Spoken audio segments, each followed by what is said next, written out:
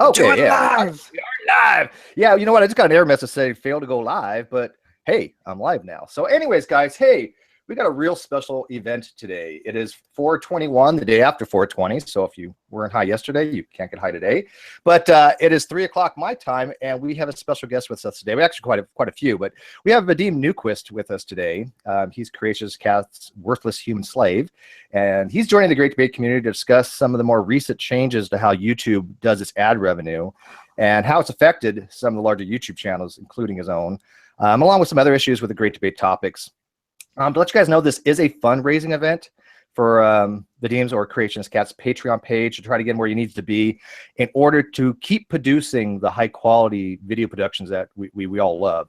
And he's close. He's really, really close. I mean, I think that by the end of the day, he can actually be where he needs to be because of the reduction in the ad revenue that's kind of hit everybody. But we also have a lot of other people with us today that's going to be talking about these things too. We got Negation of P, we got King Crocoduck, we have Hell in a Handbasket, and we have Arguing from Ignorance. So anyways, I'm going to get right into this. Vadim, if people don't know you by now, I don't know what to tell them, but hey, take it away and tell them about yourself, man. For those who don't, and let's not assume that everybody does.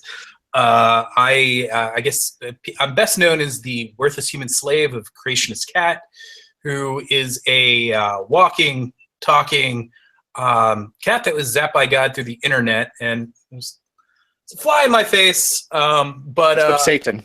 Yeah, it's like an Alex Jones, Hillary Clinton thing. But anyway, where was I? So yeah, Creationist Cat is a he's kind of a a young Earth creationist. He believes that the Earth was created somewhere around like 10,000 years ago, and I don't know. Some people think of him as a comedy channel, and kind of think that he's kind of a bit of a satirist. There's a conspiracy theory that he and I are one and the same, and I completely deny that 100%. But other than that, I guess that's really all I can say. It's really something that's best seen rather than hearing me give some sort of boring explanation about. And you guys can find it at Creationist Cat. That's the channel on YouTube, and you can also find him on, I don't know, Facebook and Twitter and all those other social platforms that we know and love. I do have the link in the video description for Creationist Cat's actual webpage and for the Patreon page. And I want to let the people that do watch me, I know you guys have been very, very kind and beneficial to my channel, but I'm going to ask you guys to not do any super chat this particular hangout for me. And rather than do that, donate it either via the PayPal that's actually in the live feed to Vadim or Vadim, or even better, become a Patreon to his account, because he does have very high quality videos. These things are not easy to make. I mean, I know firsthand how difficult it is to make videos, because it takes me 6 hours to get a 2-minute video out. So I can't even imagine the process he goes through. Yeah, they're pretty time-consuming videos, and I would venture to say that with few exceptions, I mean, maybe certain videos that Armored Skeptic does, maybe definitely that Sci-10 atheist guy, because he makes animation. But really, those people usually, even they, I think, kind of, it depends on the video, but even they, I think, don't put the time that a typical CC video, takes to make. The one YouTuber who I think does either take just as much or probably a lot longer per video than I do is Dark Matter, and he makes something like 8. I mean, he totally deserves it. The guy is, as far as I'm concerned, one of like the best YouTubers on He's YouTube, brilliant, like ever. I told you that he and I live in the same town, right? Yeah, you guys are like 10 miles away from each other. Yeah, it's so fucking weird. That's surreal. I'm kind of like going to be moving out to LA pretty soon. I've been kind of like in Florida, like after moving out of New York, is kind of like an in-between place. But it just so happens that this like nowhere bumblefuck town that I'm in, which out of I don't really mind saying where I am, but out of respect to him, I don't know if he wants to be like doxxed, so I'm not going to say exactly where that is. Yeah, he could ruin you, so I wouldn't do that.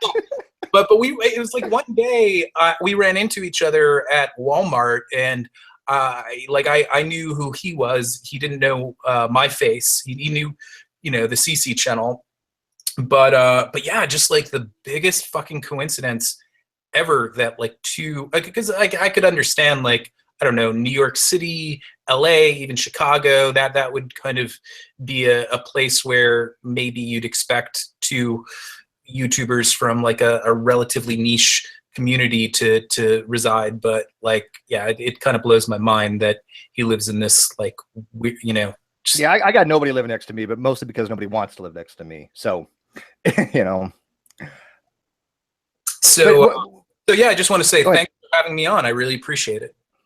I love having people on. One of the things about the Great Debate community is that we have a dual nature. We have great guests that come on that we just talk about various things. And then the other one is just basically mocking and satiring people and purely for entertainment value. So it's kind of a fine balance between the two. So when we do get a great guest, I'm greatly appreciated of it. So but the main reason that I wanted to like reach out to you, because I did watch your video that you made about your Patreon, and this whole thing about the ad revenue, can you kind of give us a little detail on the way that YouTube's doing it now with the algorithm changes? Because it just makes no sense to me. Sure. Well, there's different kind of aspects to it. I mean, first of all, I think when you mentioned the algorithm, that's in reference to a change that was made before the whole YouTube apocalypse, as they call it, or some people call it adpocalypse. The algorithm is something that recently changed, I think somewhere in the realm of like somewhere between 5 to like 7 months ago. And basically, it makes it so that content creators who post more than, this is what I understand, I could be a little off here, more than three or more videos a week that are all over 10 minutes, they have a far greater chance of kind of being noticed. They end up much more in people's recommended videos and like other various places that like YouTube will kind of pimp videos. And I know a bunch of people who've been able to kind of produce videos at that rate who their viewership or rather subscriber base is shot way up in a relatively short period of time because they're able to kind of like produce at that level. For channels like my own, I mean, it's practically impossible for me to do something like that. CC would have to really water down his product in order to do that. Because I mean, it depends on the video, but sometimes a 10-minute video could take well over a week to produce, if not longer. I do enjoy putting out videos that are 10 minutes or longer. Sometimes I put out videos that are 25 minutes long, but those always take a great deal of time to make.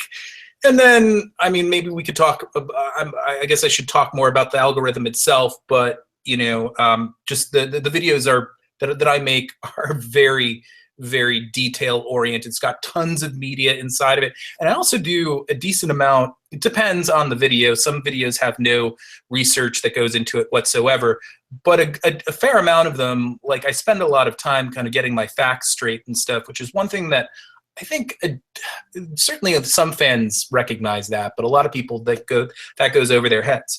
But anyway, so that's the algorithm side of things, and that already has made things very difficult for a lot of content creators. That's even made things difficult for successful content creators.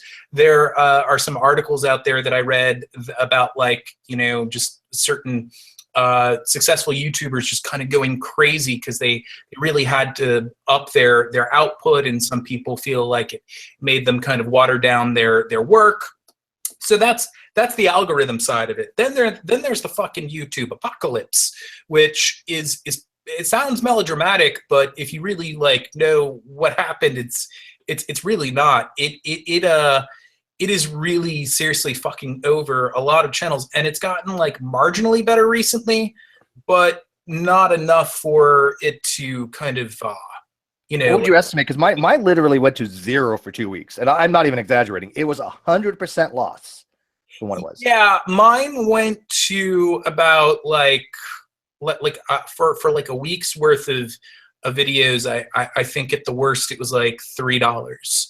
And that's, I mean, it's hard to quantify because, you know, for me, like the AdSense revenue that I get is very up and down, but that could be as little as like 3% of what I'd make in a typical week. You know, for me, the majority of the money that I've always made has always been through Patreon, but still, like, my AdSense revenue counted for at least a quarter, if not like a solid third of any monthly, you know, profit that I made off the channel. So even though that it's not like the most important element, it was essential.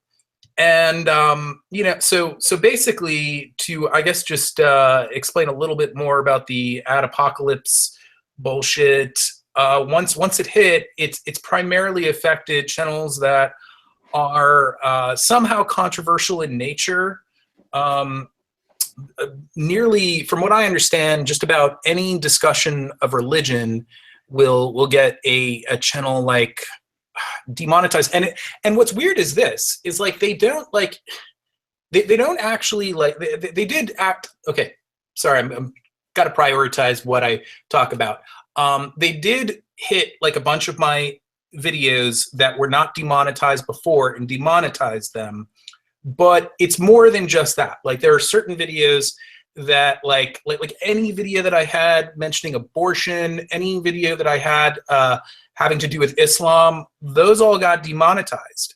But still, I have all these other fucking videos that no ads are running on them. Yeah, I know exactly what you're talking about, because it's weird, because I actually had to go through and remove some meta tags. Mm-hmm. And then after I removed meta tags, all of a sudden certain ads were running, but they're only running on a fraction. I have 380 videos. They're running on a fraction of them. And then the other ones that mention like Sharia law, you get that little golden $sign. Right. Which, by the way, is not a good thing. The golden $sign. You think that's a good thing, but it's not. It means it's not monetizable because it's, quote, not advertiser friendly. Yes. And I already, I mean, like, CC is kind of like a channel. I don't know where these fucking baby flies are coming from. It's not cool. You're under attack. But yeah, I'm getting it from all ends. I'm getting fucked by YouTube and from the baby flies. But seriously though, it's almost as if, like, the CC channel was bred in a laboratory to kind of be a channel that would be supremely fucked over by YouTube, because it's like I've got the algorithm thing going against the channel, and then also, I mean, by and large, even when CC isn't kind of, you know, focusing on hot button topics like abortion and Islam and what have you, there's still always like an edge to what CC's doing. So lots of videos, I mean, I've had at least like, I'd say like 10 to 15% of my videos over the course of the duration of the channel get, I'm trying to remember the term for it. It's like you have to I guess it's like adult, it becomes like adult content. Oh, the age restricted. Yeah, age restricted. Mm-hmm. And that's that, when a lot of people don't realize it, but when something is age restricted, you can't monetize it. You don't get like money from it.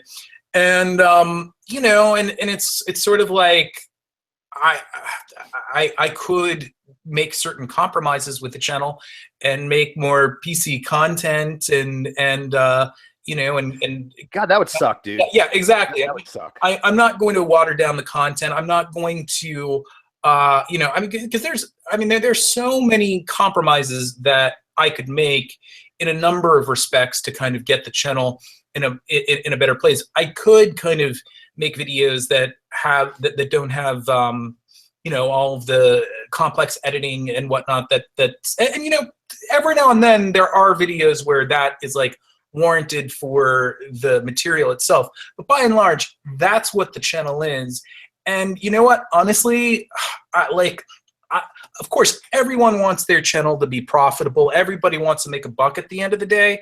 But I have this like thing inside me that, like, I will not put out what I think is like a mediocre product. Okay, like maybe there are people who are watching right now who have seen a video or two that they weren't crazy about from CC, but you know, that's I always like I have like a standard, and if I don't meet it, I just wait until I feel like I fucking nail it. You know, it's just like all killer, no filler kind of a mentality. And so, yeah, I just, I can't produce videos, like water down my process. And, you know, and CC would be livid. Yeah, he would rip you apart. Yeah, exactly. Yeah, see, I'm the kind of same way. You know, if I really wanted to do this for the revenue, I would become a flat earther, because I'm telling you, that's where the fucking money's at. So, I mean, I'm not gonna like promote flat Earth, because I don't believe in flat Earth, right? I like my videos to be stuff that I actually support, like science and education, the great debate kind of stuff. So, yeah, I definitely don't think you need to water down your videos just in order to get them to be considered to be advertiser friendly for YouTube. I mean, you saw what happened with Satan Atheist. His channel got actually demonetized, or I got taken down. It wasn't demonetized, but it was taken down for a while. Yeah. But he got it back up, and people have been very supportive by saying, you know what, we may not agree with Satan, what he says. I actually love to see Satan Atheist, and I just invited him. But what's that? You like Satan? Oh yeah, I think his stuff is fantastic. There, every now and then I think he's a little too harsh on people, but you know what? I mean, like, people could definitely say that about CC, so I'm not gonna, like, you know, throw a stone in a glass house here. But even, you know, I mean, that really doesn't matter. His work, first of all, he has like a fantastically unique style, and his you know, just the craftsmanship of the animation itself is great. And then man, that guy is a genius when it comes to voice work. Like, I'm really like in awe of his ability to do different accents and whatnot. Which obviously, you know, doing the CC channel, I kind of have. Yes, I have no talent in that regard. I can't really begin to mimic, you know, people. Radovic's a good point. See, I would hire him out, right? By the way, King Crocoduck, you have a, if I don't mind for a sec, Vadim. Yeah, King Crocoduck has a pretty large channel. He's been around the great debate for since time began. I mean, back in the day when YouTube, you had to actually use an acoustic modem to dial it up to watch videos. Have you had this kind of effect on your channel, Casey? Well, I never really collected revenue from my channel. I have a couple of Patreon accounts that never really made much money. I set them up a little bit later in my YouTube career when I started producing videos less frequently. I think it's been like 5 months since my last video. And, you know, this has never really been my source of money. I've got other things going on. But I've been you were getting an education. Yeah. I have been keeping up though, with all of the nonsense that has been going on. So, yeah. Yeah, it's really sad, because aside from like a lot of people in like the YouTube atheist community or skeptic community, a lot of news related content creators have really taken a hit. You know, I mean, that's mostly the content that I watch outside of like comedy videos and like skeptic stuff, you know, kind of like, I don't know, Secular Talk, David Pakman Show, people like that. David Pakman gets close to 500,000 views a day on average, and he was basically making like 6 cents a day. Wow. Which is insane. I don't even know. I have kind of a suspicion, and some people have talked about there being sort of like a blacklist that was made, which YouTube sort of I think that they kind of denied it, but I think anything with an atheist. Okay, I don't know if this is true or not. Okay, this is not. I'm not trying to be conspiratorial or paranoid, but because I'm not an atheist. People know that I'm agnostic. I try to remain neutral on certain topics for a variety of different reasons. But I am a naturalist, so if that's any consideration about my worldview, but I've heard that if you have atheism or something along those lines in your metadata, or your topic that they kind of just say, you know what, we don't think that's advertiser friendly, which is kind of really surprising to me, actually. But that would not be advertiser friendly. Yeah, I think they probably have just had some like problems with atheist channels in the past. And what happened is that they, you know, when all that ad revenue got taken out, they only had so much to go around. And they were like, okay, well, who are the most likely suspects, you know, the people who are going to, you know, possibly get us in trouble in the future? Let's demonetize those people for now. I mean, I could be totally wrong here. But that makes no sense, because that's the channels that people actually watch more than anything else. How are the Young Turks doing? The Young Turks, they said that they were hit hard, but I think that it's kind of gotten better for them. I know that Secular Talk was pretty much in the same place that David Pakman was, and then all of a sudden he started making about 50% of what he was going from nothing to 50% of what he had made before. So even though that in itself sucks, he still was like, you know, he thought that in itself was a godsend. So I want to say that the Young Turks are doing okay, because they're not kind of bringing it up all the time. You'd think that if they were like really making nothing off of their videos, that they would kind of be appealing more to their viewers. But that's just what I think. I mean, I watch them a fair amount. I don't watch them as much as Secular Talk and David Pakman, but I think I would have noticed by now if they were like in big trouble. Well, you guys have been around for a while, so let me ask you, how have you think the platform for the actual great debate, which is theism against atheism, that's what it really was initially, and many of you guys were like pioneers with the whole more secular mentality and you know, just rational thought. And to me, it's not about atheism or theism any longer. It's basically rationalism against irrationalism. Sure. Have you noticed that change? Have you noticed if there's a bigger schism between these two camps, or is there more of an emergence between them? Well, okay. Why don't since I've been talking so much, why don't someone else answer, and I'll give my two. Okay, so you want to take that one? You've been around probably the longest, and then I'll ask Paul, because Paul's relatively new to the scene. Well, I started my YouTube channel in the first half of 2012, right after I graduated high school. I know that the Great Debate thing has been going on since like 2007 or 8, I think. So I was sort of among like the kind of second wave of YouTube atheists, so to speak. It was around that time that the first cracks began to appear, the first sort of schism, because before that I had been sort of lurking. You know, I had been watching dark matter videos, Matt Dillahunty, you know, the usual suspects, the real, you know, OG atheists.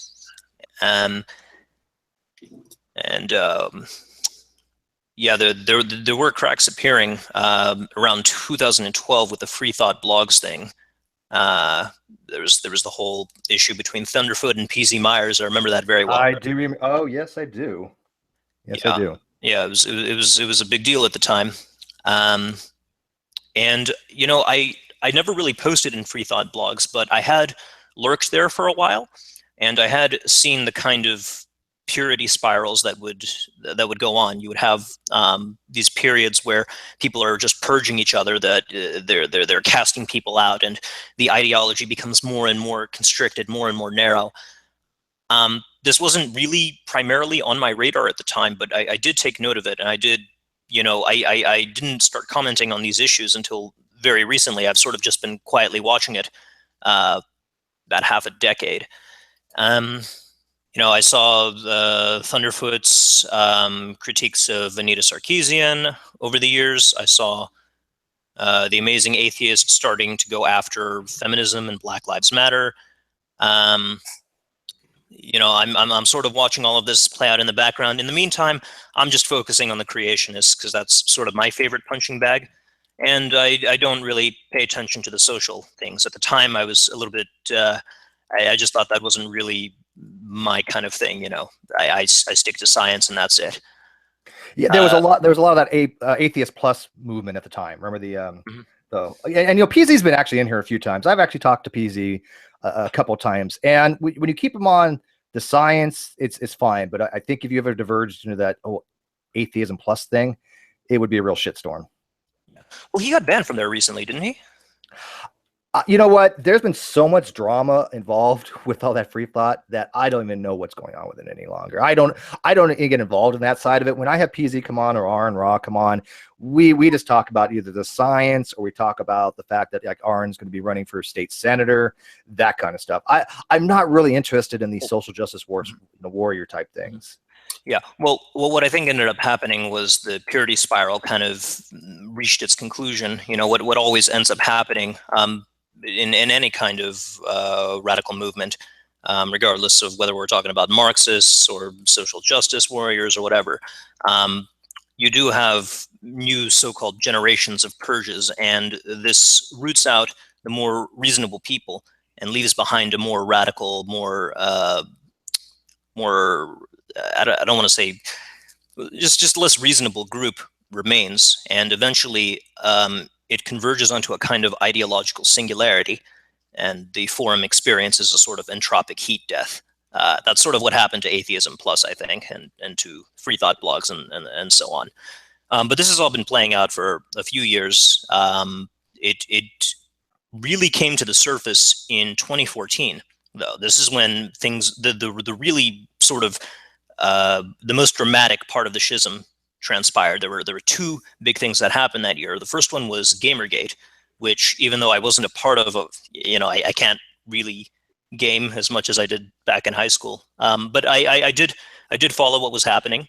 That was one thing. And then the second thing was the infamous Sam Harris, Ben Affleck, Bill Maher incident, which sort of put everybody on one side and everybody else on the other side.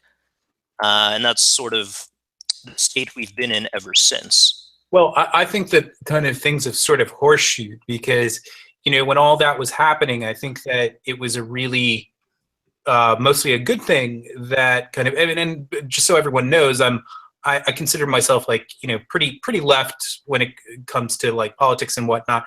But I think it was a good thing that kind of, the sort of regressive side of like left wing, the left wing was being discussed, and just kind of, I'm not someone who thinks that like feminism is like 100% crap, but there certainly are a lot of aspects of it, certain arguments made that are that are kind of very weak, and so those were challenged.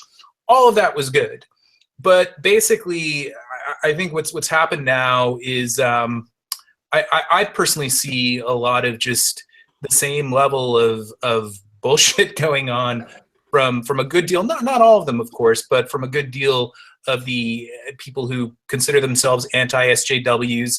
And what happened was that whole like clique just got progressively more and more right wing, and now you've got a lot of these channels who kind of call themselves skeptics who heavily pushed Trump in in 2016. And I don't know, I mean, we could kind of like have like a conversation about that, but I find it really hard to swallow that like people could back such an anti-science presidential nominee and still be like considered skeptical. I don't know, maybe I sound like a fucking snob saying that. Well, I think, when you say the things you say, one character who comes to mind immediately is Black Pigeon Speaks. Yeah. Who I have absolutely no respect for, but who other people seem to really like. Kind of a surprise, even given his dissing of atheism and rationalism. His kind of there's a kind of balkanization taking place, even among the anti-SJWs. I think there is a kind of purity spiral taking place on that side as well. So you end up with, purists backing Thunderfoot on one issue and purists backing Sargon on another one. There is a schism there, isn't there? You know, There is an internal schism. there is a bit of balkanization taking place, Yeah. and it only repeats itself over and over. You know, you have Lauren Southern, you have Milo Yiannopoulos, you have all of these different characters, some of them closer ideologically than others, and the arguments. Everybody seems to be conflating ideas with. I'm not really sure how to put this. We're having trouble these days distinguishing the thoughts from the thinkers. You know, if that makes any sense. People are engaging in a lot of circumstantial ad hominems these days. It's like, you know, if you hold to this view, you belong to this group. If you hold to that view, you hold to that group. I think the term balkanization is probably the best one to describe the current state of the anti-SJW kind of crowd. They do like the labels. You know, I try to avoid the labels. The only reason I use them is because it's a little bit easier to get really quickly out there what your kind of positions are and what your worldview. But I don't like being called this or that. It is what it is. But when it comes to like the social justice warriors, I do use the term anti-social justice warrior for myself. I do think SJW is more pejorative, and I use it as such. I've been criticized for it. But that's kind of the reason why I don't get involved in the SJW aspect of YouTube. I really don't think that it's beneficial to my channel to get involved in that side of it, because I tell you what, they're all drama whores. Well, I'd like to say that I think that, you know, it's very important to kind of keep tabs on SJWs, and I also have to kind of just say that, like, I also don't really like the term. When I use the term SJW, I'm talking about people who are really, really, really The extreme. extreme. Yes. Whereas, like, I think most people who use SJW these days, they just use it as like a blanket statement to kind of, you know, like anyone who voted for Bernie, SJW, you know? No. Like that's not ridiculous. how I would look at it. But like, basically, I just think that it's fucking absurd, because we have this president, you know, who's in power, and I mean, really, all branches of government pretty much right now are dominated by the Republicans. And, like, sure, the SJWs, their campus activity is really fucking annoying, and it should be discussed, it should be ridiculed and all of that, but they're just not in a position of true power. They're not shaping policies. And there's also this perception that, like, and Sargon is someone who really perpetuates this, and I kind of take issue with him on this. He perpetuates this idea that the you know, that these days that the Democrats are the, like, quote unquote, like, anti-free speech brigade or some shit like that. And if you really look, I mean, like, it's actually the Republicans who have, like, policies that are potentially free speech, you know, that are threats to free speech. Like, there's lots of laws that probably won't be passed, but very well could be, which would be really detrimental to the ability for people to protest.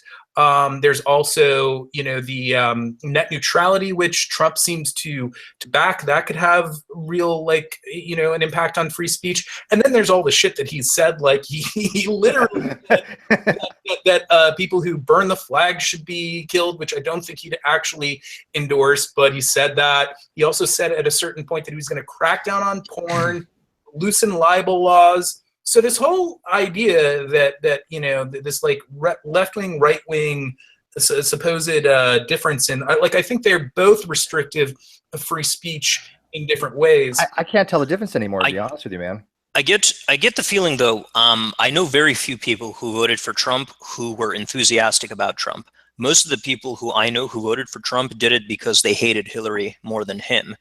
Sure. Yeah, so I said that from day one, yes. Yeah, so I think kind of I think that what really unites this anti-SJW group is the fact that they, and maybe me to a certain extent as well, are opposed to our enemies. You know, what unites us is what we hate. What do we hate? We hate censorship. We hate we hate this attempt to sanitize culture. We hate this attempt to they call it cultural Marxism. I have my own troubles with that term. Yeah. They don't like this SJW business, and that's basically what holds them together. This is what allows somebody as left as, say, well, I don't know about political position, but it's what allows people to watch Black Pigeon Speaks 1 minute and watch Thunderfoot the next minute, and sort of, like them both. But that eventually begins to break down, now that the anti-SJWs have triumphed politically, at least for the time being. You can't really continue holding this coalition together. You have this balkanization taking place.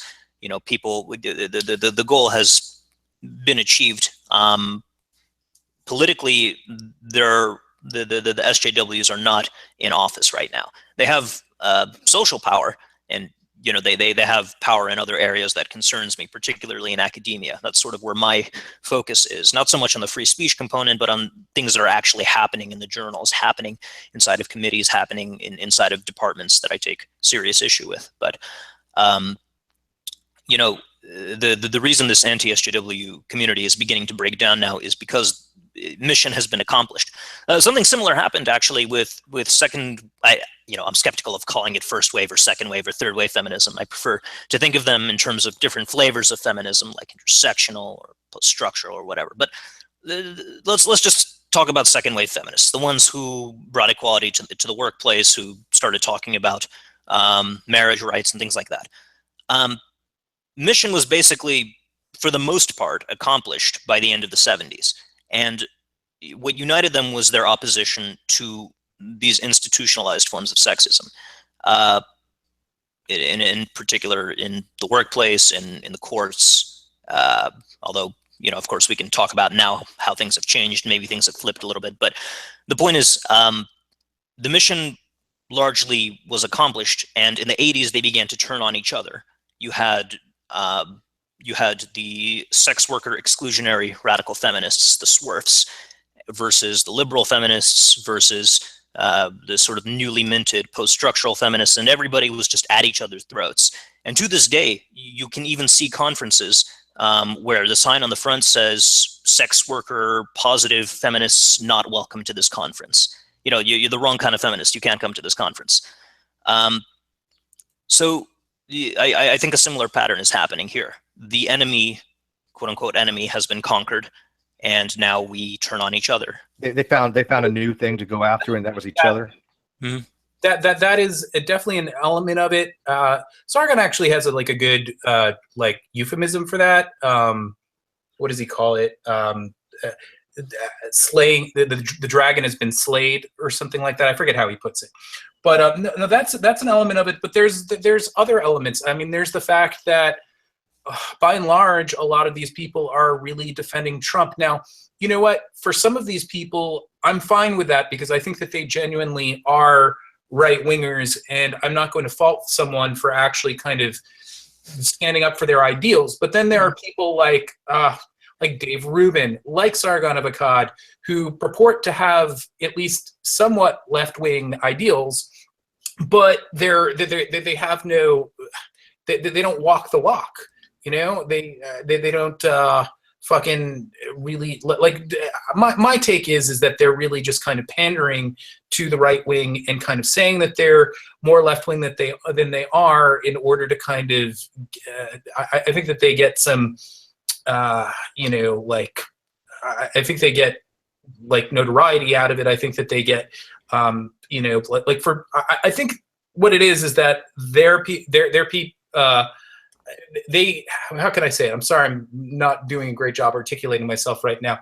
But I think that what they do is that they kind of appeal to, they are to their right-wing audience, these left-wingers who are telling them yeah, this is like a the one left-winger who's not crazy, and he's telling us that we're totally right. It's sort of like on Fox News when they have a token black guy who will say things that that would be questionable if white members said. You know what I'm talking about, guys? Sure. Well, and I might have to just disagree with a little bit, both on the Fox thing and on Sargon, for instance. I do think that both the black conservative, I have spoken to black conservatives here in Southern California. I never would have believed, that they existed here, but they do. And, they're intelligent people who have what they believe are good reasons for believing what they do. I actually finished reading a book recently by very famous black conservative Thomas Sowell called The Vision of the Anointed. I don't believe that it's an I'm not attempt. saying, I want to make sure that I'm not saying that like a black person cannot like genuinely be a Republican. But I do think you're saying that they're sort of paraded in order to deflect criticism of like, hey, you're on the other team, you're a racist. How can we be a racist? There are certain arguments that sometimes become more palatable if the people who are saying them are people of the group that are kind of somewhat being criticized, or that are being discussed in the argument at hand. You know what I'm saying? So I think that and then like with like Fox News and whatnot, it's not like every time that I see a black person on Fox News, I think that they are kind of I don't know, being used to that degree. But every now and then there are certain arguments that are being made where like they'll have someone there who maybe is a black pundit who is talking about abortion, and will start talking about like the supposed like, I don't know if you've ever heard this ridiculous argument, but they'll say that like the Democrats are horrible because they've been waging like a genocide of black babies with abortion and whatnot. That's something that you genuinely like. If you hear that on Fox News, 90% of the time, it's going to be like a black. It's funny, actually. I hear a very similar. I know exactly what you're talking about. The argument is that Planned Parenthood and family planning, they have these dubious antecedents. The founders were into genocide, into eugenics, and this sort of implicates these institutions as they currently stand.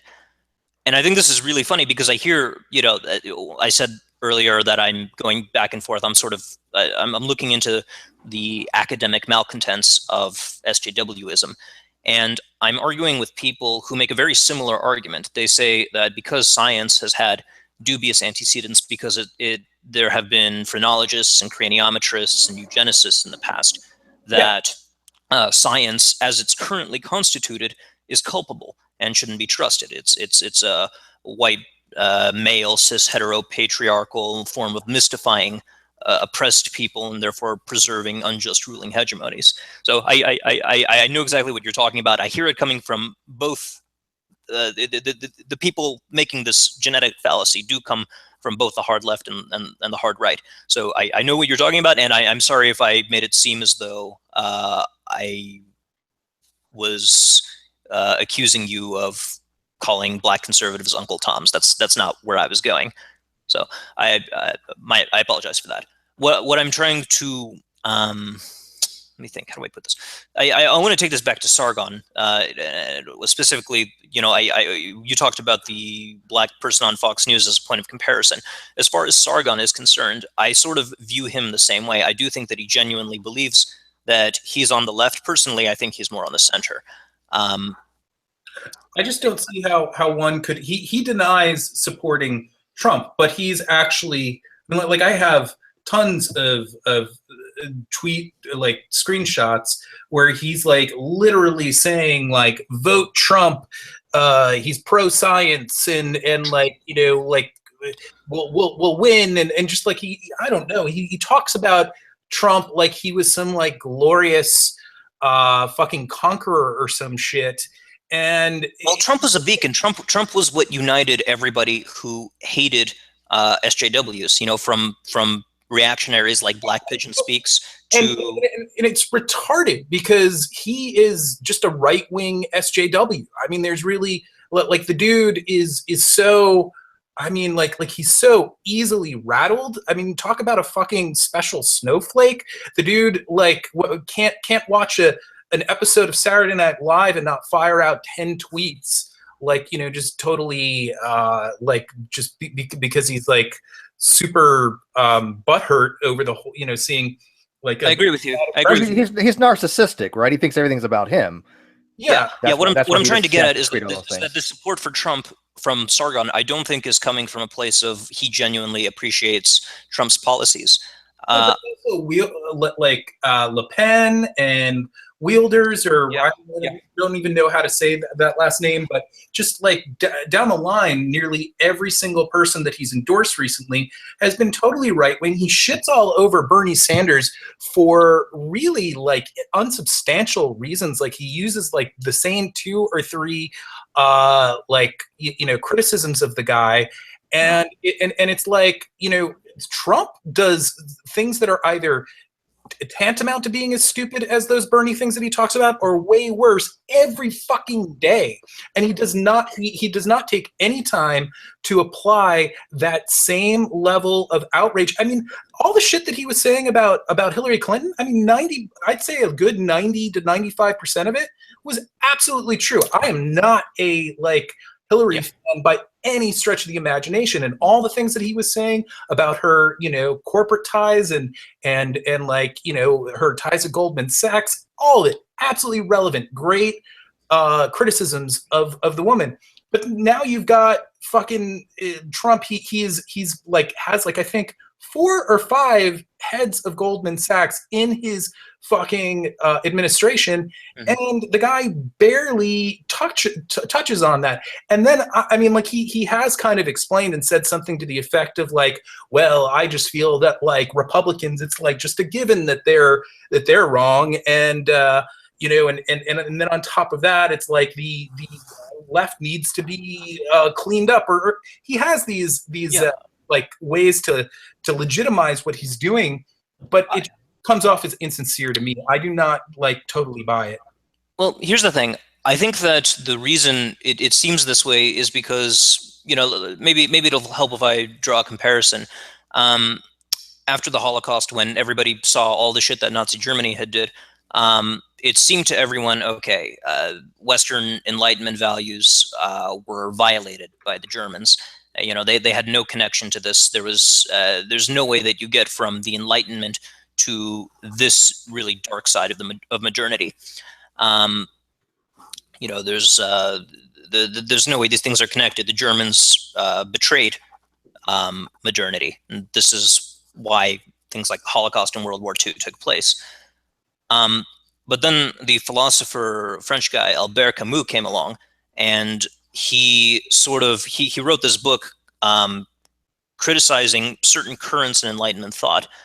You know, he basically drew a line from the sort of ideal of the Enlightenment to nationalism, to ultranationalism, to this really dark kind of place that Germany ended up at, and then the rise of fascism and totalitarianism and all this terrible thing.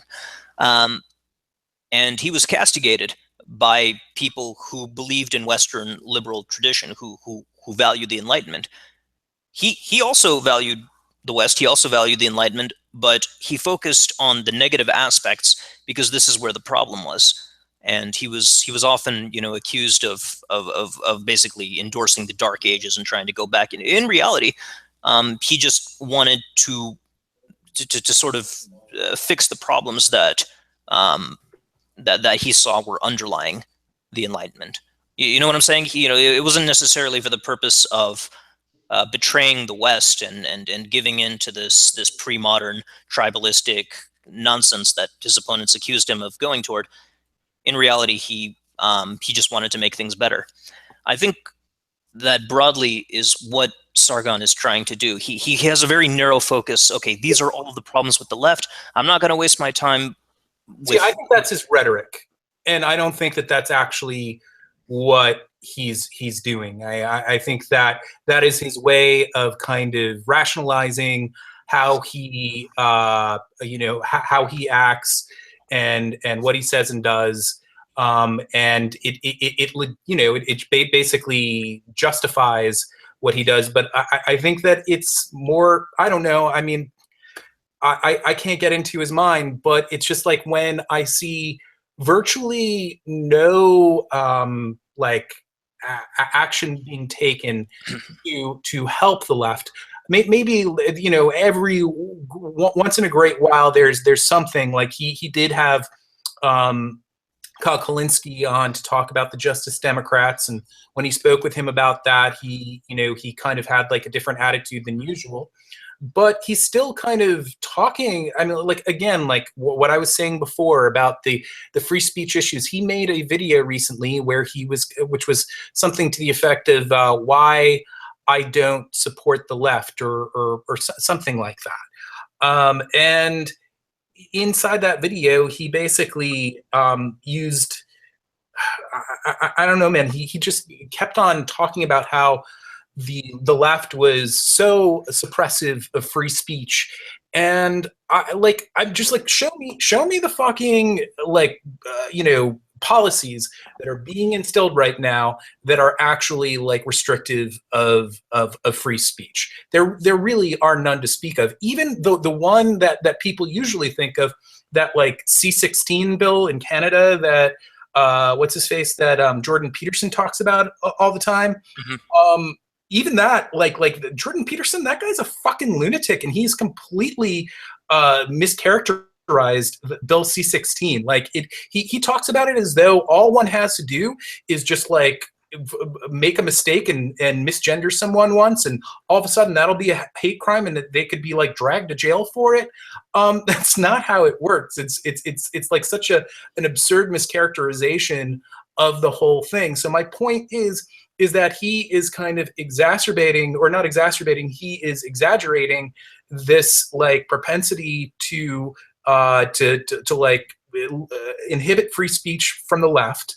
And don't get me wrong, that is there and it should be criticized, but he is using that as a reason to just kind of continue just basically being like totally pro-Trump, not calling him out on this bullshit when the guy is like, I mean, it's a fucking shit show unlike anything I've ever seen. Well, let me ask you this. If the left were to clean up its act, and I personally take the view that it should, I think there are, I think that we have been infiltrated by people, you know, on the hard left, people who really don't believe in liberal Enlightenment values. If the left were to become liberal again, if it were to, you know, you mentioned that there are no policies coming out. I agree. This is sort of the institutional, more corporate, neoliberal sector of the left, which we also don't like.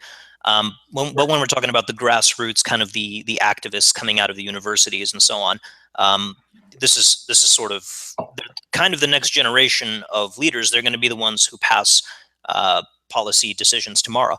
So.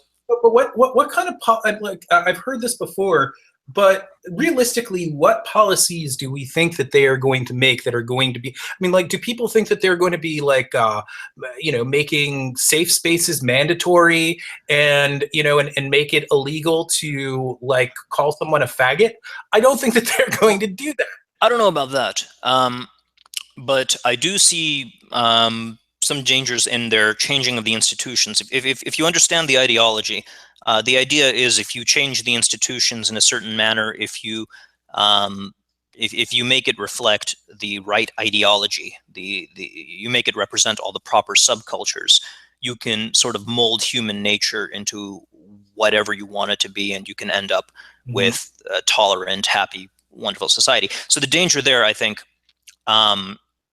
is, let's say in public education, for example, they begin passing policies that say, we have this science, quote unquote science, that tells us that men and women have no brain differences. There are they'll cite people like Cordelia Fine and Judith Butler and Fausto Sterling and so on, very controversial characters, people who I would personally characterize as Lysenkoists. And this might get pushed into public schools under the guise of a science curriculum. There's a kind of similar situation there that could take place as with the intelligent design movement. You smuggle ideology in under the guise of science. It's a problem.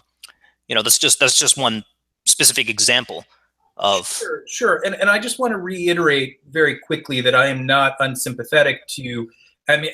What you're talking about, this whole kind of like, infiltration of SJWs in academia. I've heard people discuss it. I'm not like totally versed in it, but I assume it is going on. I guess just what I'm saying here is that I don't want to come across like I am not sympathetic. Like, I don't want that to happen either. And I certainly think that we have to have a vigilant eye, continue criticizing these people, and make sure that we don't kind of like put all of our eggs in one basket, and let those people kind of thrive unchallenged.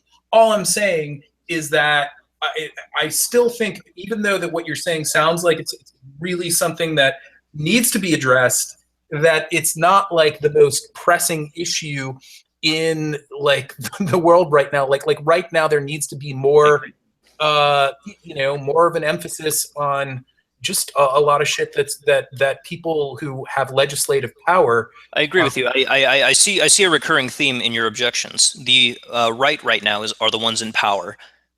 They're the ones who we need to be focusing our efforts on. If we attack our own, those of us on the left, if we're attacking our own, we're basically shooting ourselves in the foot, and we're kind of accommodating the right in this regard. Am I understanding you correctly? I want people to continue, criticizing the left. I do it all the time. Some people don't even realize that that's the case. I mean, like I said that I did not like Hillary. I'm the one who coined the hashtag I'm with her, but only because the alternative makes me want to shoot myself in the balls, brains, ass, and face. So, I am not a fan of that woman, and I am never reluctant to kind of, especially with the whole liberal neocon thing, or neoliberalism, I guess you put it. I'm always very eager to kind of discuss that shit. I'm just saying that that there is this total lack of discussion. Well, maybe not total lack, but it's just there's so many people who still are barely talking about the crazy things that are going on in the Trump administration, and not just in the Trump administration, all over America right now, because of the fact that the Republicans are in power. And it's just the last thing that I want to say. Sorry, this is getting a bit of to be a bit of a tirade, but it's like, holy shit, the YouTube of just I think 2-3 years ago would be all over what's going on right now. Yeah. Circumstances have changed, though. Things are different now. I think that a common recurring theme among anti-SJWs, and I tend to agree on this point, is that the reason Trump had this meteoric rise isn't because America suddenly became racist, sexist, misogynist, blah blah blah. And Hillary Clinton did play a huge role, but I think that to a large extent they have been alienated from the left. The people, the grassroots kind of activists coming out of academia with half-remembered pieces of high theory, and now going on social media and spouting, pop culture critical theory nonsense and telling everybody to check their privilege. I think that they have disgusted people so much that they've pushed them away from the left and toward the right. And this is not the first time this has happened. After if you think back to the 1970s, what was going on? You had stagflation, you had Watergate, you had and then eventually we got the Carter administration, right? And it was a very weak administration. The speed limit was lowered. The economy, continued to tank. And out of all of this, a kind of strongman emerged. That, of course, was Ronald Reagan. And if you think back to what was happening at the time, around the 70s, you had sort of more radical feminists coming out of the woodworks and started to be scaring the shit out of people. That back then you had the Black Panthers coming out, scare the shit out of people back then. And you have this alienation of the center away. This is something that I've thought of a lot, and I think it's really fascinating because, I mean, you're basically kind of, you're talking about the Reagan youth, right? Like the whole like phenomena that occurred in the 80s, that was the eventual like basically like the response to the hippie generation and whatnot, right? To me that was a more earnest kind of counterculture to what was occurring like from the left wing. It's very interesting to me because right now what we have is that we have this, we definitely have like this right wing like kind of rebellion against the status quo. But the funny thing is that like the Reagan youth, they were a reaction to like a period of America that was genuinely left wing, whereas the Obama years were not really left wing. They were only left wing in like the sense that the way that people talked about it rhetorically. You know, like right-wing idiots who like kind of talked about him like he was some kind of fucking Maoist. And so I think that what you have now is that you have people who are really reacting to what they think, what they thought was left-wing. I mean, I guess, yes, the SJWs are like genuinely like left-wing, but did you understand what I'm saying? It's like... Yeah. I think there's a distinction though that needs to be made between the institutional left and the grassroots left. The institutional left, who, like you say, aren't really that left anyway. They're neoliberals. President Obama, he was kind of a little bit of a disappointment to people more on the left because he sort of continued much of the same. It was more of the same in a lot of regards, especially with foreign policy. I don't think that that's really what this new counterculture is reacting to. I think this new counterculture is reacting to the grassroots component of the left, the people coming out of the academy, not the politicians. The politicians are neoliberals. They're all corporatists. They're left in name only. They're corrupt assholes. Fine. That's not, I think, what this counterculture is against. I think it's against the people on the ground. I think it's really a reaction to the culture, not to the politics. You know what I'm saying? Just to let you guys know, we're about an hour into broadcast.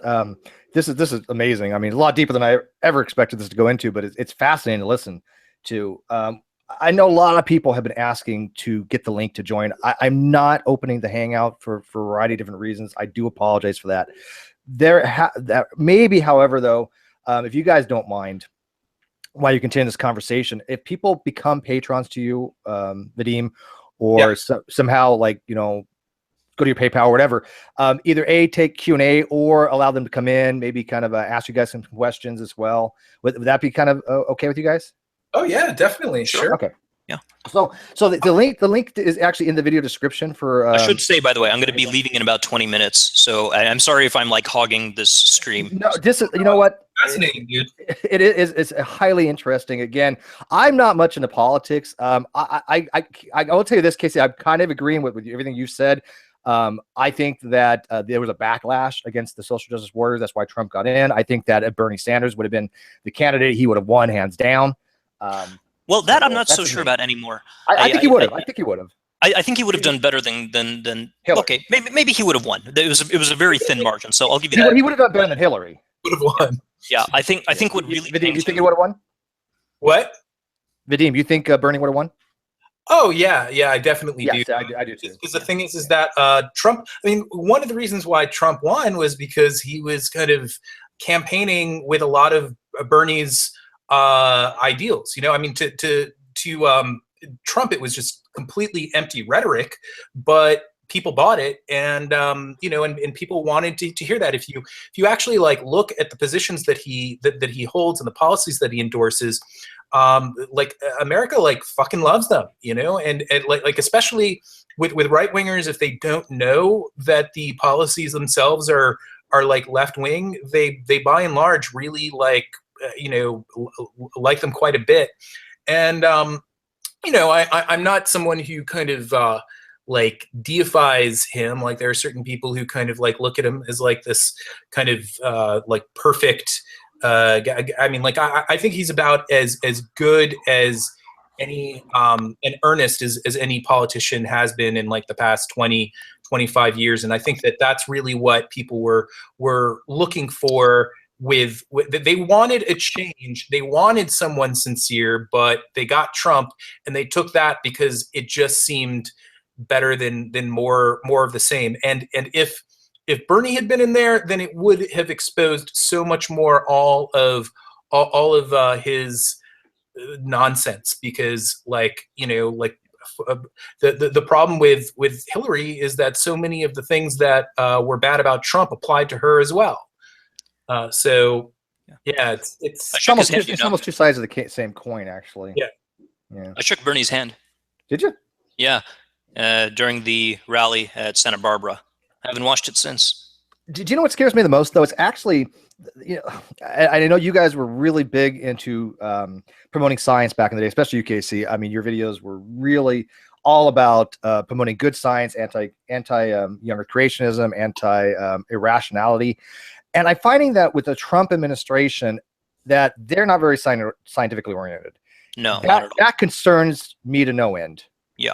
And I really want to give a shout out right now to Concordance, who has been large. Yeah, Concordance is great. He's largely been avoiding all of this drama that I've allowed myself. You know, I think that given my interests and given, you know, what I've been reading and what I've been looking into and my interest in the academy and academic culture, I think that it's sort of right for me to take this direction.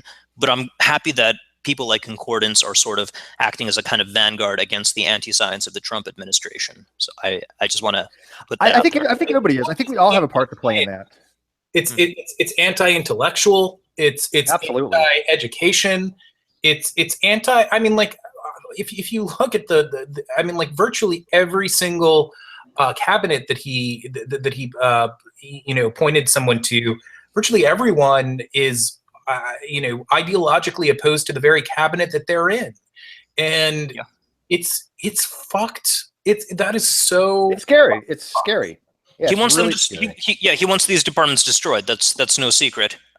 Whether he'll get away, well, I mean, he has Congress on his, or are they even really on his side? I don't know. It's a weird situation right now.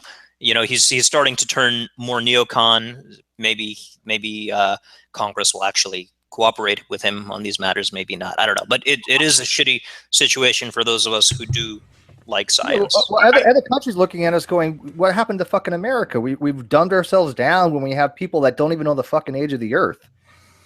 Yeah. I mean, that's scary to me. Well, it really. Sorry to jump in, guys. I hope I didn't cut you off. Hey, welcome back to the conversation. Well, exactly. I've been gone for at least a year because things.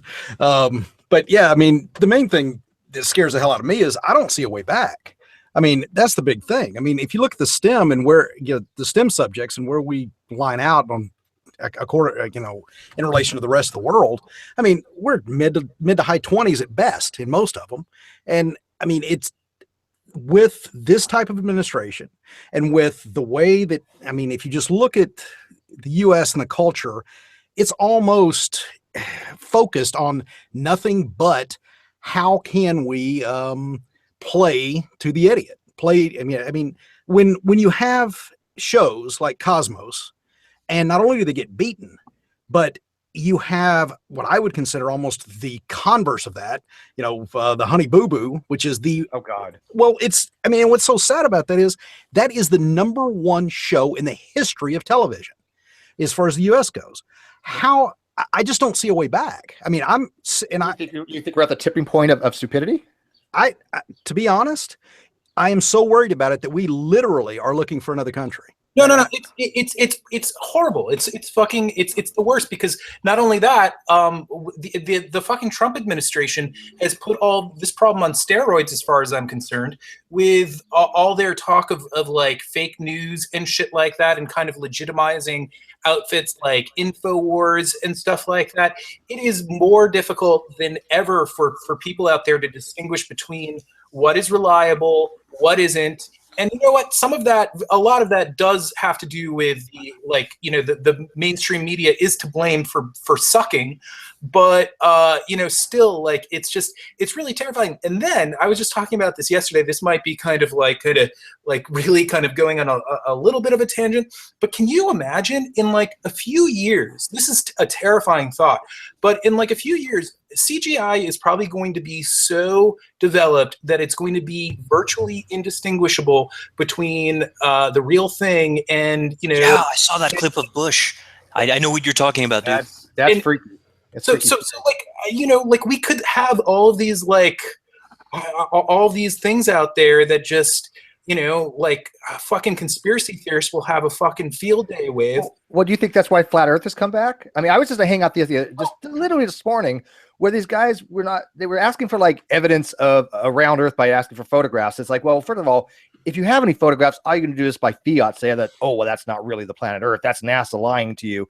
They're conditioned to somehow distrust science.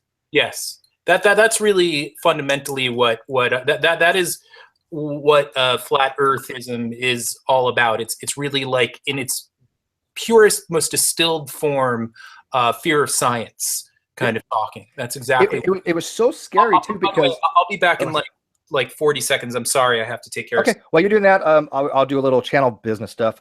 But it's funny because I was actually trying to explain to them. It was me and Seth, who everybody kind of knows as the philosophy kind of guy, trying to explain to them why the Earth wasn't flat. And as we were explaining to them some basic mathematics and physics, one by one, they left the hangout to go into another channel and continue the feed without us because we were literally showing them up in front of like 160 people that were watching.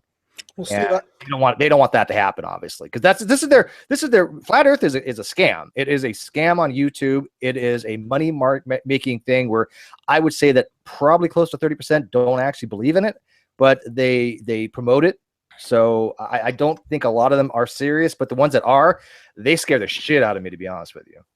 Well, and I think that speaks to exactly. I mean, I think it's a multi-pronged problem that we have, and one of them is as difficult as it's going to become to discern what's real and what's not. We are kind of in that interim phase where right now there is the ability. All you have to do is want to know it and go out there and understand how to do research and understand what is real science versus all of this BS stuff. But the problem is I don't think there's enough people out there who care. They really, I mean, you have to want to know what's true before you start looking, not come at it from this is true and I'm going to use X, Y, and Z to support that. I think that's where 90% of the people, at least Americans, start with. And that's one of the huge problems is I don't want to know that it's not true. I just want to go support what I think is already true. So this may just be speculation on my part, but I wonder how much of that comes from the epistemic relativism that's inherent to these kind of SJW theories.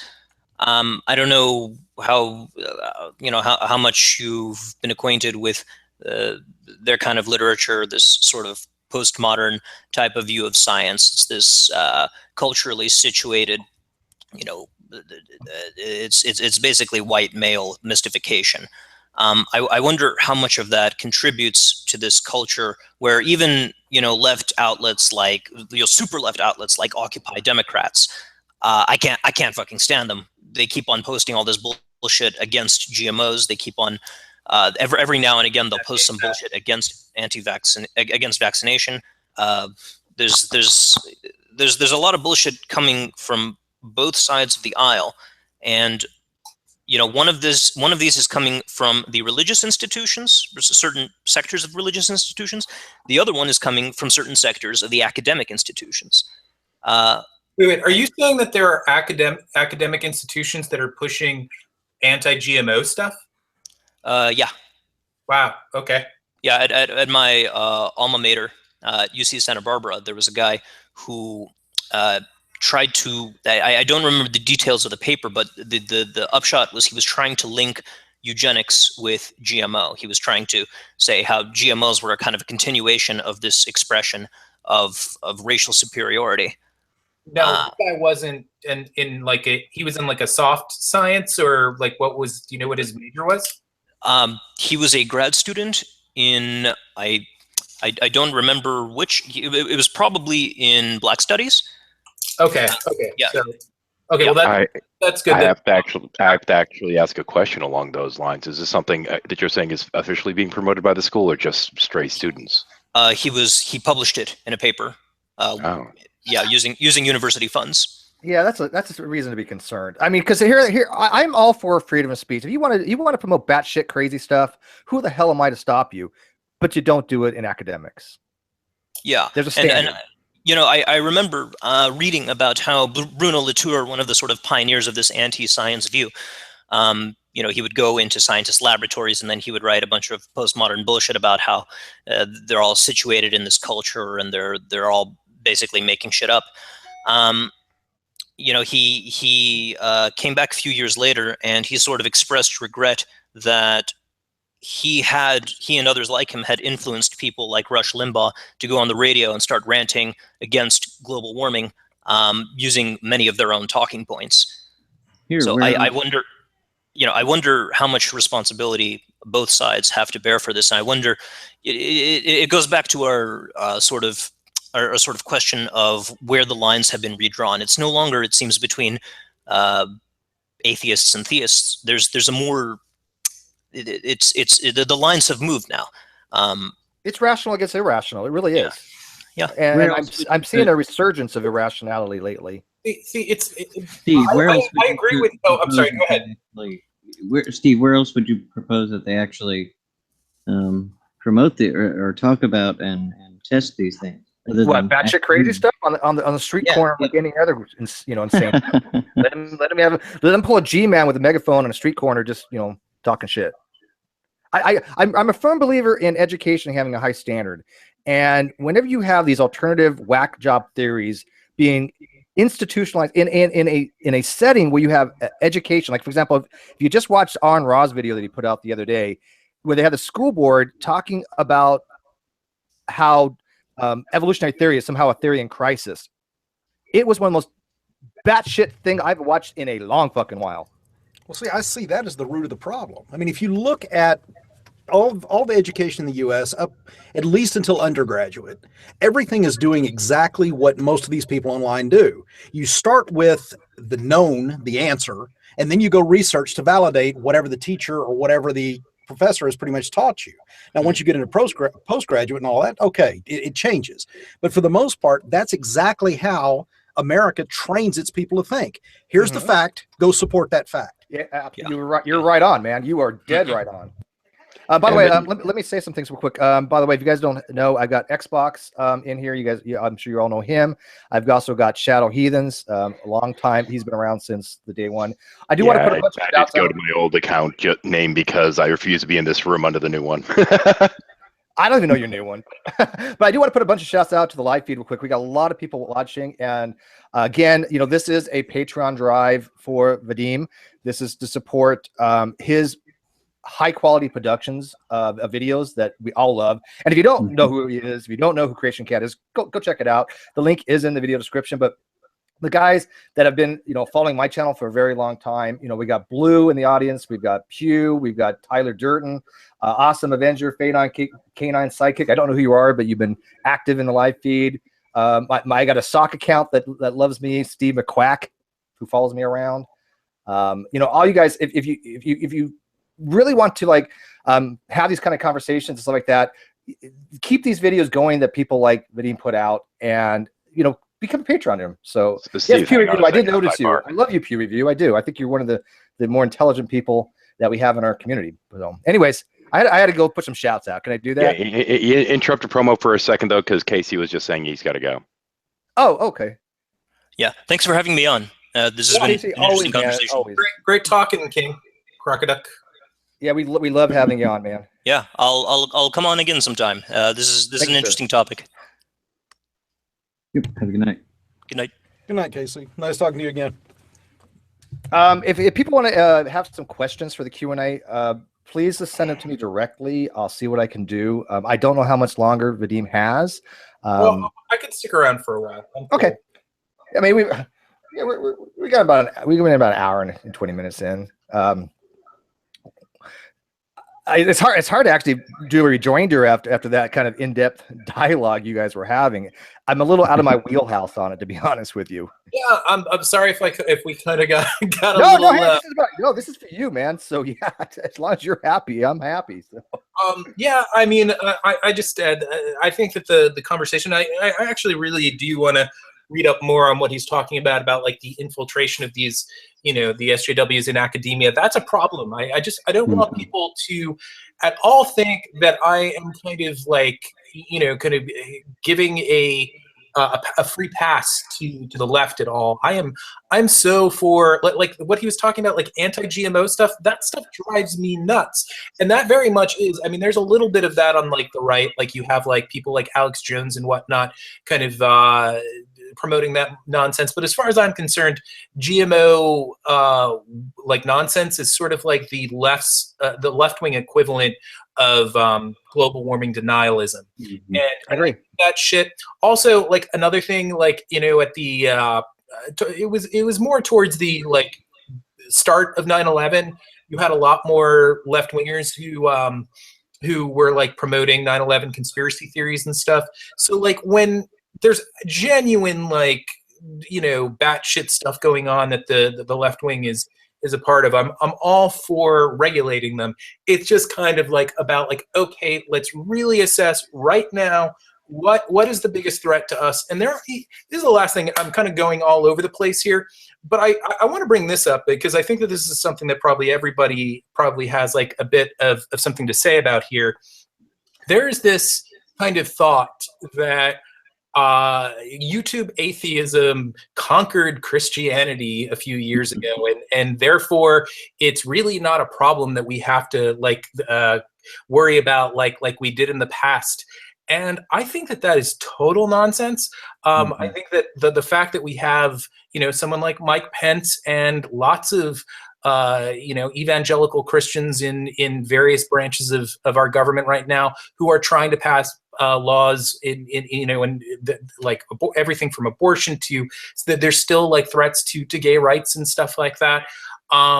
It's just like we have not slayed that fucking dragon. And then other things like we still have all of these evangelists who are making hundreds of millions of dollars, preying on really naive people who just don't have like enough education or enough kind of like an ability to think critically. So all of these reasons are reasons why I think that like I wish that there was more of a focus on Christianity or not just religion in general. And I don't think it'll ever go to where it was maybe like 3 to 5 years ago, and that's fine. But I think there's a resurgence. I think Trump in office and with the school stuff going on, I think there's going to be a resurgence in not only American atheists but the community abroad. But it feels like we're kicking pebbles against this huge tide of bullshit. Well, right? I mean, you're always going to have conspiratorial theories. You're always going to have batshitteries. I mean, this is the world we live in. But I don't know if it's just more concentrated on YouTube or in our little niche of the world, especially in the great debate community, or if it's something that's pervasive throughout society as a whole. And if that's the case, then I think Casey makes an excellent point that we might be at a tipping point of just going over the edge and having a society that is literally going to be an idiocracy one of these days, just led by the complete dumbest of the dumb, and they're going to think that they are exceptionally brilliant, just like we see with flat earthers who think they know something that the rest of society doesn't, or that the young earth creationist thinks that the earth is 6,000 years old. I think that if that's going to be the case, then I can understand why other countries look at us and go, God, what the fuck happened to you, America? If I may, I think there might be a mild misidentification of sorts, because in the beginning, it on some levels was, atheism versus Christianity, but it shifted even more so because it was things like that damn Ben Stein movie that came out, that No Intelligence Allowed nonsense, that drew a lot of people into the community. Expelled, thank you. That drew a lot of people into the community to begin with. It was this anti-science nonsense. So a lot of people came forward saying, no, this is bullshit. We need to stand against it. And what we've been seeing is more and more more radical anti-scientific bullshit coming forward. And I think that since the core of the atheist versus theist thing initially was the science denial stuff, I think that's bringing more and more people to go after other topics that are anti-science, whether it be anti-vax or the global warming denialism or this flat earth bullshit. Yeah, intelligent design. But we have bigger things on our plate than just ID right now. There's so much anti-science nonsense going around that it can't simply be, you know, we disagree with some of these precepts of Christianity anymore. There's such bigger areas, anti-vax and the damage to herd immunity and all these kind of things that without question have kind of taken center stage.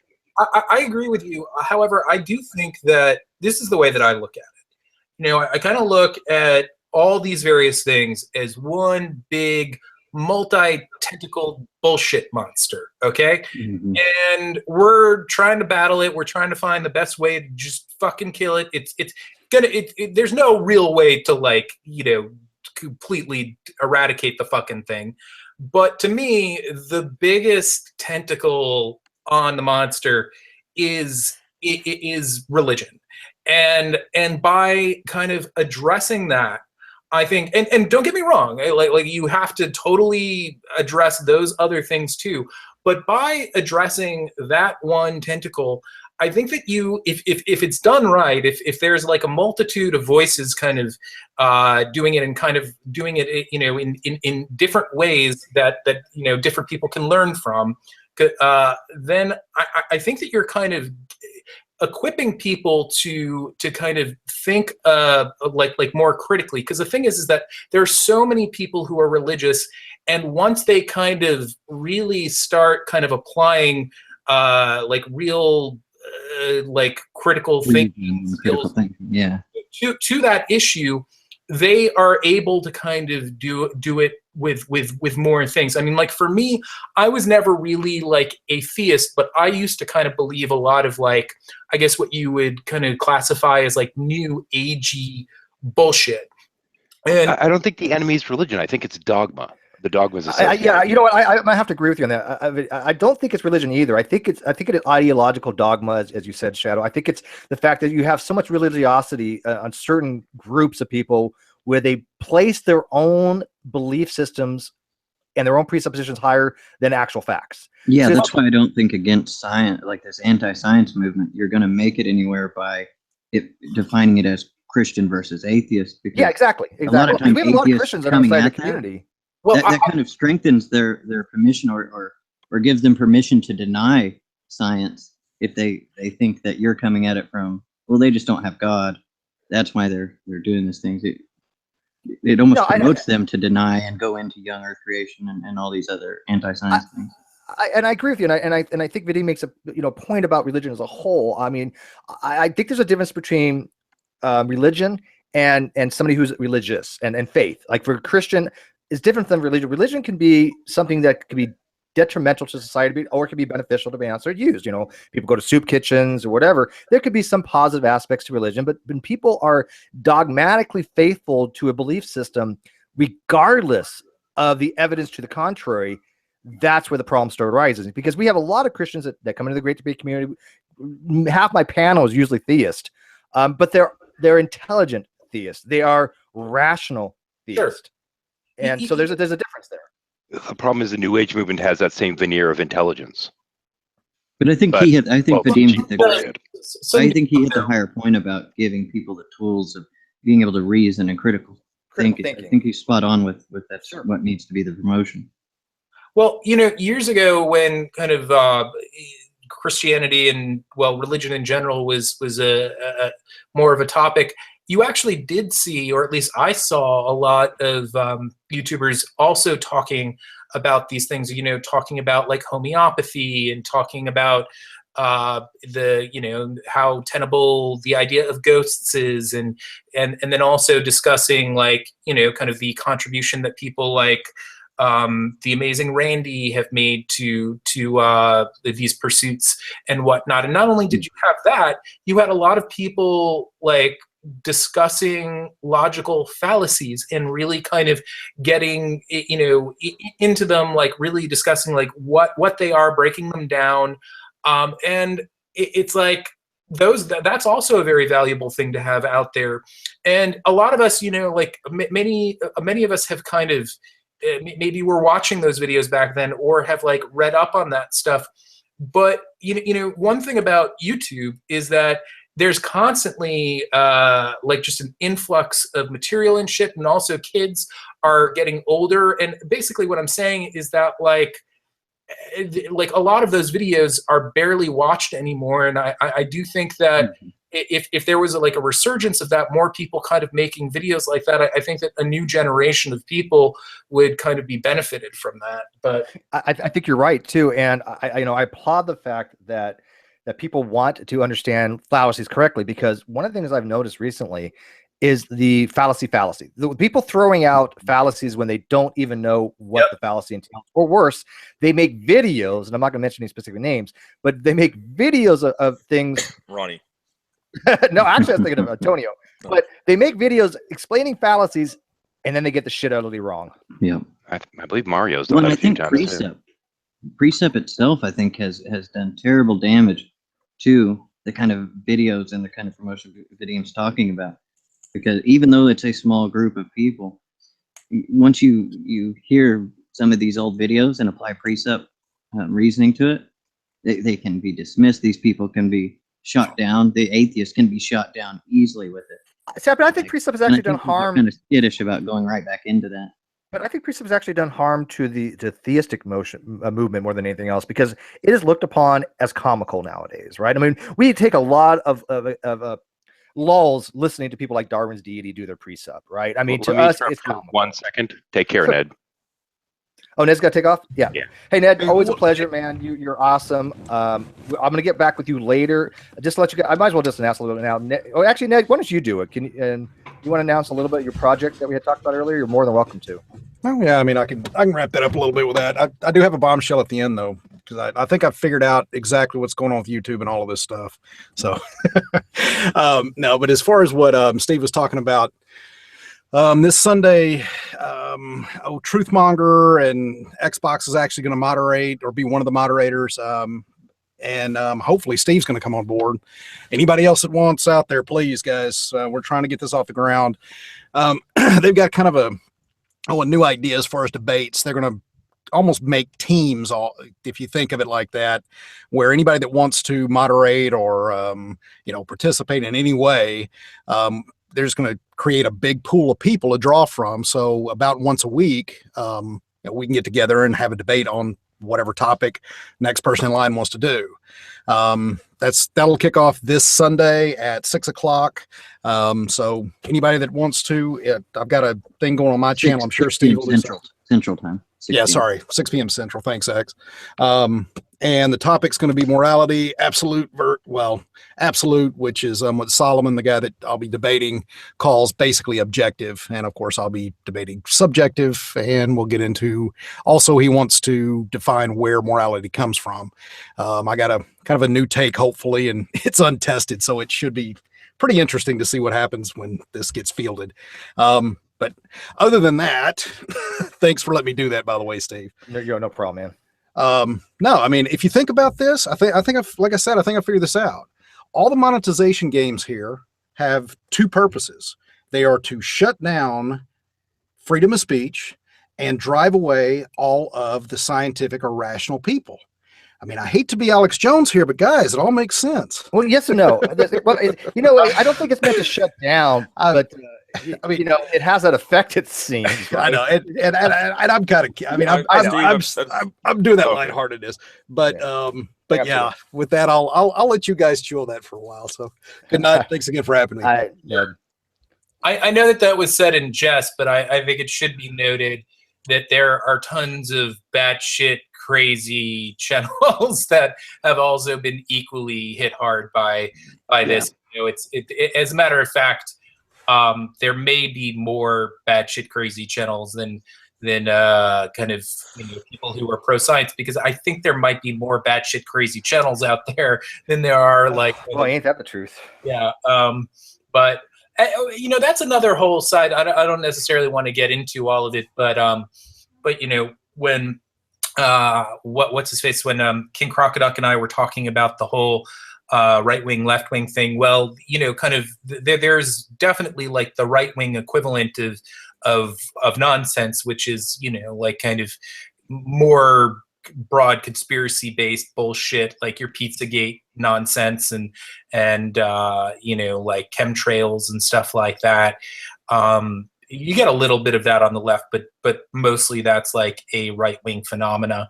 Anyway, it's all to me. I don't know if there's even levels of batshittery anymore. When you talk about Pizzagate and you talk about chemtrails and you're talking about flat Earth and you're talking about ancient aliens, you know what? I just throw it all in the same bin any longer. It's just, to me, it's very sad to see kind of people who are kind of thought of as rational or skeptics, kind of commiserating, just really promoting channels that kind of promote that shit, and I do see a fair amount of that on YouTube with you know, there's several like pretty famous YouTubers who do that.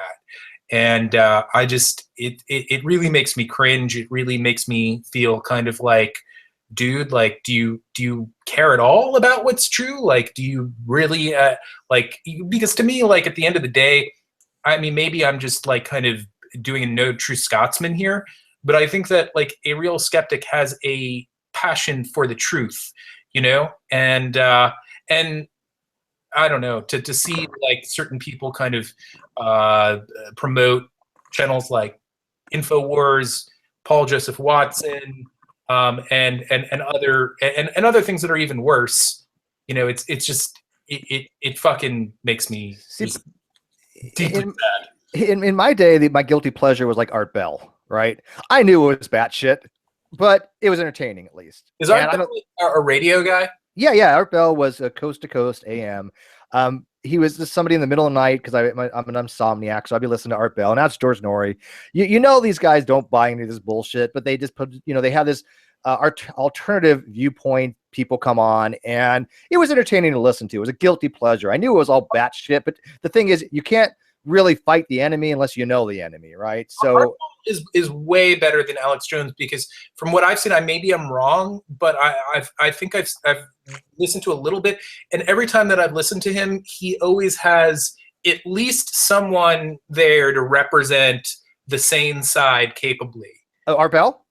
Yeah. No, he's a lot more fair. Oh yeah. I mean, he's not like a real whack job. He just gives people forums, but he does present the other side as well. I mean, he is a true entertainer, but yeah, he's definitely not an Alex Jones, right?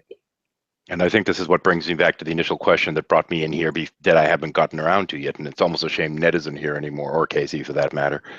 But one thing that I've noticed in the long time that I've been on here, because I got here around about the start of most of y'all, if not a little bit earlier, is that the one thing I've really noticed is a weird tribalism within the community. Mm-hmm. We like to think that people follow ideas, but they don't seem to. They seem to follow personalities first and ideas second.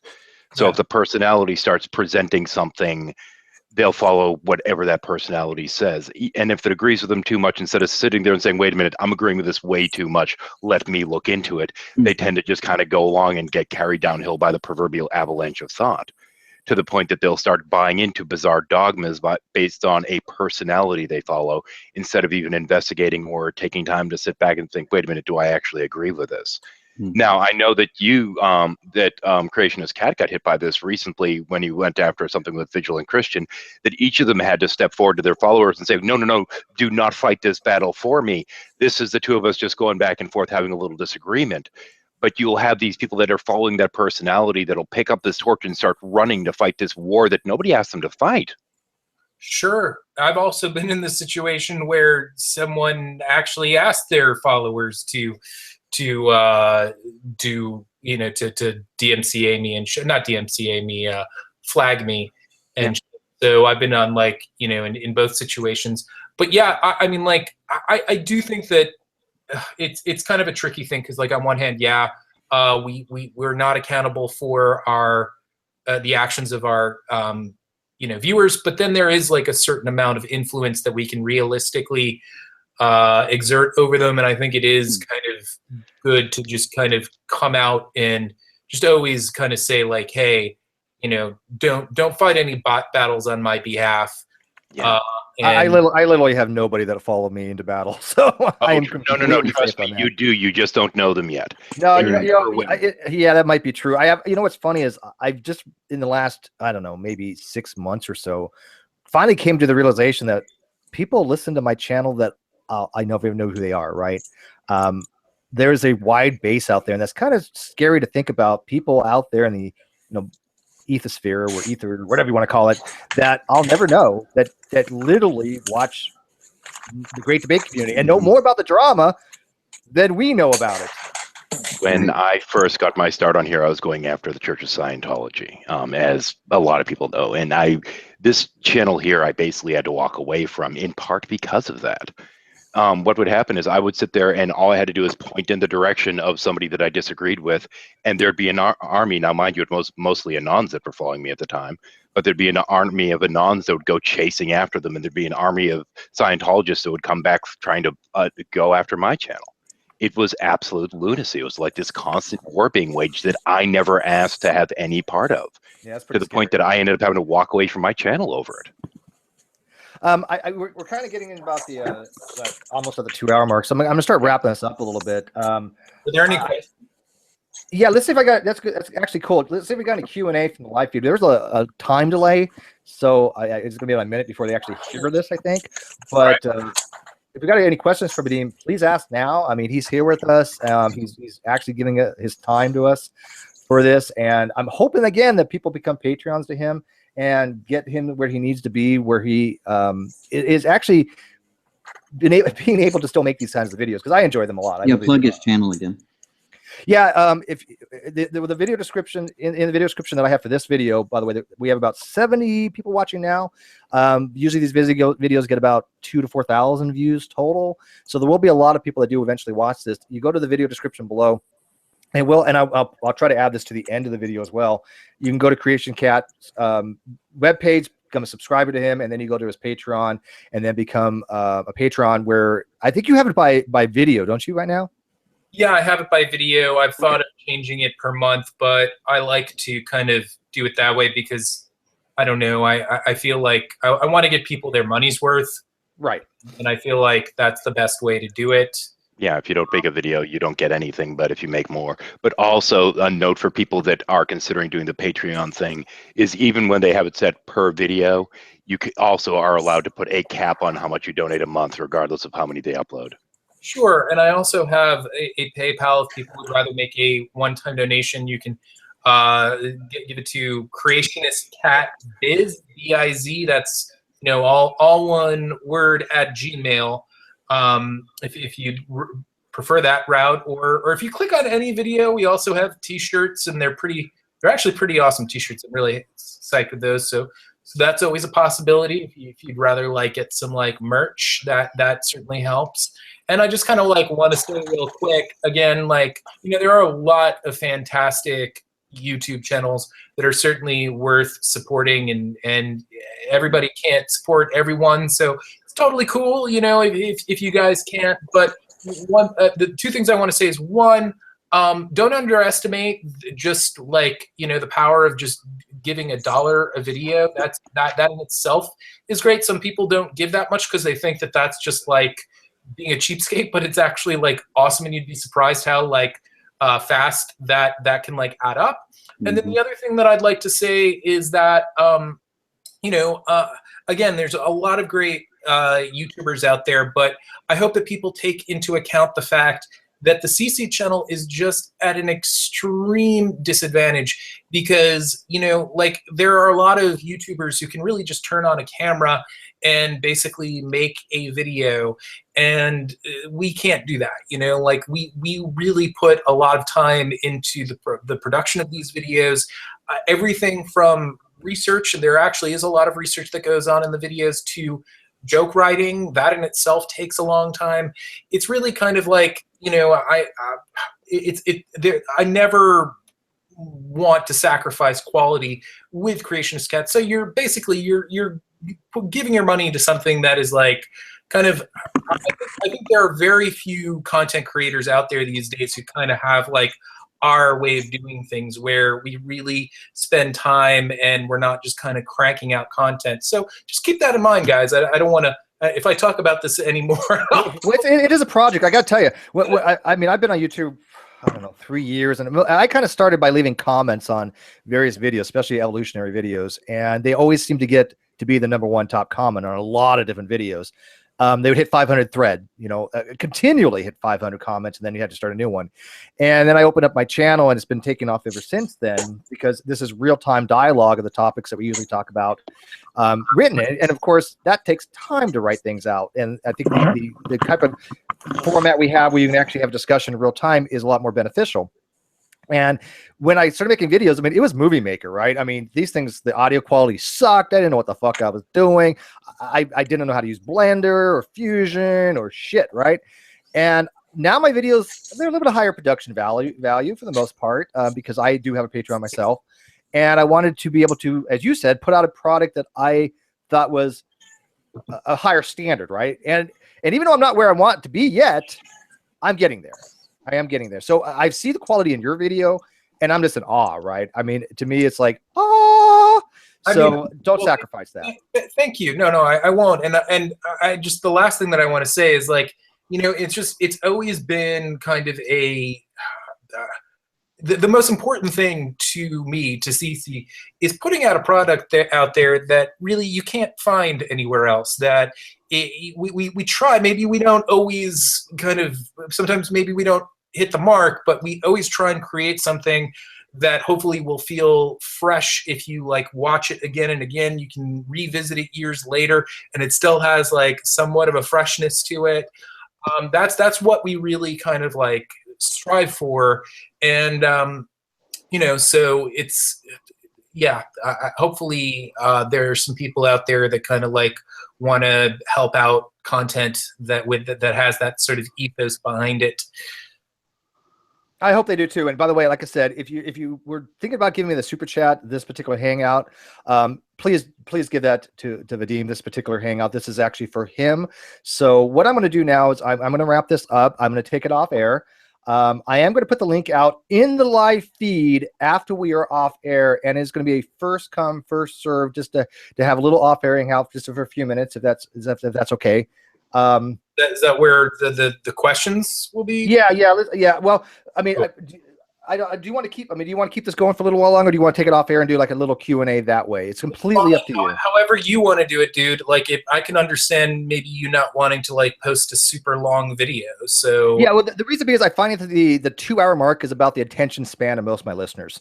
Yeah, you know what I'm saying? Come on. Right? No, it is about an hour and a half, 2 hours. The attention span of most YouTubers is 2 minutes. So that's actually not a diss to your audience. No. You know what's funny is my viewers actually know that when I diss them, that means I love them. Yeah. In a purely non-sexual kind of way, except for a few of them. Thanks everybody for coming out. I appreciate you listening to me fucking, I don't know, just babbling on tonight. I think it was awesome. I got to tell you, this has been an amazing hangout. We had a lot of great guests on here. I'm welcoming a lot of new people, hopefully, to the Great Debate community. If you're not familiar with the Great Debate community, the link is in the video description. We are a community of about 540 people right now, and that's not even including all the external members, such as that I consider Aaron Raw and Matt Dillahunty and all these other people that kind of influence us and communicate with us, but not officially part of the forums for the Great Debate community. So if you want to join and be able to come around these kinds of conversations and talk about these kinds of topics in real time, I have these hangouts 3 or 4 times a week. Plus I have my own videos. Just go to that link below in the video description to join the Great Debate community, and then I'll prove you, and then you can go from there. Somebody says don't go. Let me read this one. Don't go off. Let's see. Don't go offline or you'll burn in hell. Okay. Was that CC? No. Well, you know what? I hate to ask this. Well, I don't know if I should. Vadim, have him do a voice. Yep. Are you watching the live feed? Am I watching the live feed? Yeah. No, I am. What about it? I don't see any. I think they want just something from CC real quick. Let's see if I can track that. Hey, what's up, Shadowbites? How's everybody doing? Oh my God, I love that. All right, guys, thank you all for watching. We had an incredible hangout, like I said. Please be Patreons to Vadim here. I think he's more than earned it. I think he's provided a huge content, and get him up to 100,000 subscribers. I don't know why he doesn't have that by now. Something's seriously wrong in the fucking universe when somebody like him does not have 100,000 subscribers. So anyways, guys, thank you very much for watching. I am taking this off air. I'll put the link in the live feed. Come and join us for a little while. We'd love to have a little conversation with you guys, and I will bid you guys